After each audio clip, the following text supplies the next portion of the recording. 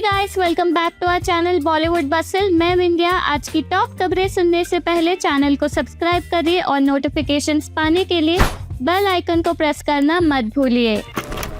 South superstar धनुष की third directorial. धनुष ने कल अनाउंस किया अपनी third film as a director के बारे में। कल इस खुशखबरी को शेयर करते हुए एक फोटो पोस्ट किया अपने सोशल मीडिया पर, जिसमें 3D बने थे। इससे फैंस ने अंदाजा लगाया कि धनुष अपनी थर्ड डायरेक्टोरियल वेंचर के बारे में जल्द ही फैंस को बताएंगे। सोर्सेस की माने तो इस फिल्म की और डिटेल्स कल रिलीज करने वाले हैं धनुष।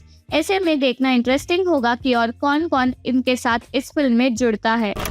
सलार बन गए biggest opener of this year. Prabhas और प्रशांत नील की सलार ने पहले ही दिन सारे रिकॉर्ड्स तोड़ दिए। रिपोर्ट्स के अनुसार सलार ने पठान, जवान और एनिमल की फर्स्ट डे कलेक्शंस को बीट करते हुए पहले दिन वर्ल्ड वाइड 95 करोड़ की कलेक्शन की है। इससे पहले जवान ने 75 करोड़ कलेक्ट किए थे फर्स्ट डे पर, जो इस साल की हाईएस्ट थी। लेकिन अब इस रिकॉर्ड को बीट कर दिया है पैन इंडिया स्टार प्रभास की कमबैक फिल्म सलार ने।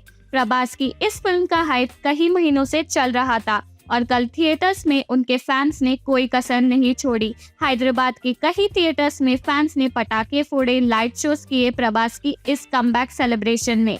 केजीएफ मेकर्स की इस फिल्म की स्टोरी केजीएफ जितना हाइप तो ना पा पाई, लेकिन प्रभास की स्टारडम एंड एक्शन सीक्वेंसेस ने सब कुछ संभाल लिया। साउथ में तो सलार क्लियरली डोमिनेट कर रही है एंड डंकी तो क्या, सलार ने इस साल रिलीज हुए हर एक पिक्चर को मार दे दी है। रिपोर्ट्स के अनुसार अपने फर्स्ट वीकेंड यानी आज और कल भी सलार करीब 50 करोड़ पर डे के ऊपर की कलेक्शंस करने वाली है।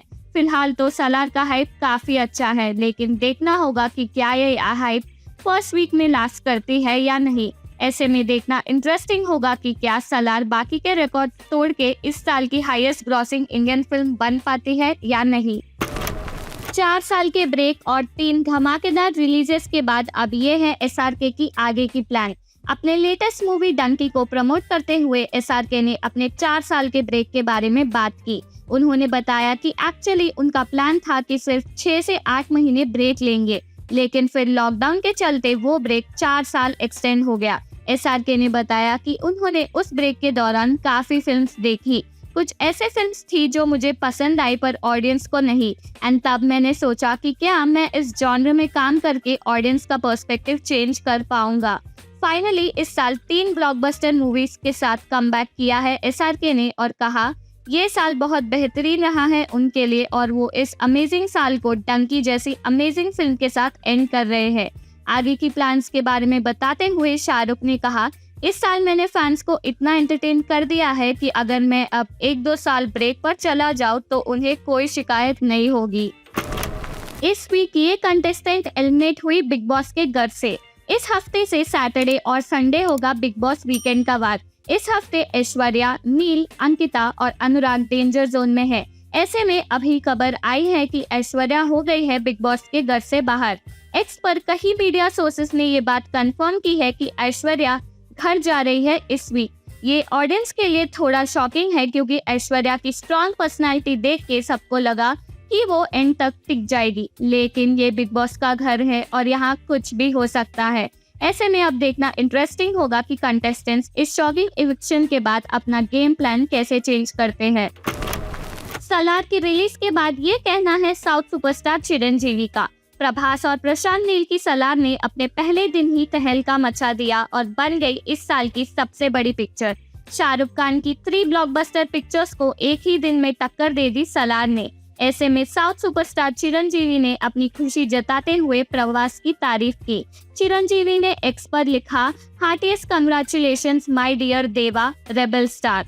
Salaar part 1 cease the fire ने तो बॉक्स ऑफिस पर आग लगा दी। डायरेक्टर प्रशांत नील को भी कंग्रेट्स इस रिमार्केबल अचीवमेंट के लिए। वर्ल्ड बिल्डिंग उन जैसा कोई नहीं कर सकता। प्रियंका चोपड़ा की Christmas celebrations. Actress Priyanka Chopra अपने सोशल मीडिया ब्रेक से वापस आ चुकी है और उन्होंने आज शेयर की है अपनी हॉलिडे मोमेंट्स फैंस के साथ। प्रियंका क्रिसमस की तैयारी में जोरों शोरों से लग गई है और इसी की झलकें दिखाते हुए उन्होंने पति निक जोनस और बेटी माल्टी जोनस के साथ कुछ पिक्चर्स शेयर किए हैं जो सोशल मीडिया पर वायरल हो रही है। राजकुमार हिरानी ने डंकी की सेट्स पर एसआरके को शूट करते हुए नहीं देखा। Rajkumar Hirani is one of the best directors in Hindi cinema. वो अपनी पहली मूवी से ही हमेशा एसआरके के साथ काम करना चाहते थे और रिसेंटली इस एक्सपीरियंस के बारे में बताते हुए राजू सर ने एक इंटरव्यू में कहा, मैं एसआरके को सर्कस के दिनों से देख रहा हूँ। मैंने तभी फैसला कर लिया था कि मैं उनके साथ फिल्म बनाऊंगा, लेकिन जब तक मैं फिल्म स्कूल से निकला वो बहुत बड़े स्टार बन चुके थे और अब 20 साल बाद मुझे फाइनली मौका मिला है उन्हें डायरेक्ट करने का। राजकुमार हिरानी ने डंकी की सेट्स पर से एक बात रिवील करते हुए बताया कि जब भी एसआरके शॉट देते थे तो राजू सर ईयर प्लग्स पहनते थे और शॉट भी नहीं देखते थे। फिर उनके एडी शॉट खत्म होने के बाद उन्हें आकर बताते थे। क्या विक्की जैन ने उठाया बीवी अंकिता पर हाथ? बीवी कंटेस्टेंट्स विक्की जैन और उनकी वाइफ अंकिता के बीच झगड़े तो कॉमन है, लेकिन कल के एपिसोड में कुछ हुआ ऐसा जिसने सबको शॉक कर दिया। कल एक आर्ग्यूमेंट में विक्की ने अपनी पत्नी अंकिता पर ऑलमोस्ट हाथ उठाया, जिसका क्लिप हर जगह वायरल हो गया। विक्की और अभिषेक के बीच जब झगड़ा हो रहा था तो अंकिता बीच में आ गई, जिसकी वजह से विक्की बहुत इरिटेट हो गए और उन्होंने अंकिता को ऑलमोस्ट मारने की कोशिश की। ये देखकर अंकिता शॉक हो गई और अरुण ने भी कहा, ये क्या था, बाप रे। ये देखकर ऑडियंस काफी डिसअपॉइंट हो गई है और अंकिता की सेफ्टी के लिए कंसर्न हो गई है। ऐसे में देखना होगा कि आज वीकेंड का वार पे सलमान खान इस बात पर कैसे रिएक्ट करते हैं। एल्विश यादव को क्यों मार पड़ी जम्मू के लोगों से? रिसेंटली सोशल मीडिया पर एक वीडियो वायरल हो रही है जहां हम देख सकते हैं कि YouTuber and big boss OTT 2 के विनर एल्विश यादव को लोग कॉलर पकड़ के ले जा रहे हैं और अटैक कर रहे हैं। दरअसल ये वीडियो है जम्मू एंड कश्मीर से, जहां एल्विश प्रोड्यूसर राघव शर्मा के साथ वैष्णो देवी के दर्शन करने गए।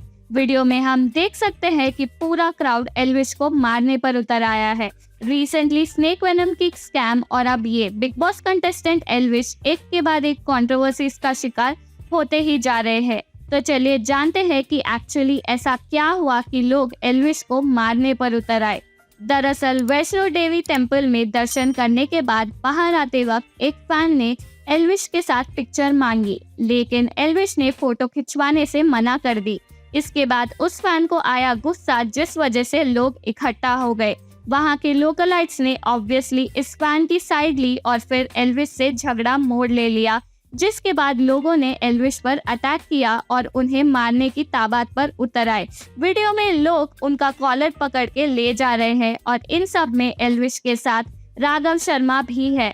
हालांकि एल्विश कुछ देर बाद वहां से सेफली निकल गए, लेकिन उसके बाद भी प्रोड्यूसर राघव शर्मा को एस्केप करने में दिक्कत हुई। अब इस इंसिडेंट के बाद देखना होगा कि एल्विश क्या स्टेटमेंट पुट आउट करेंगे इस रिगार्ड में।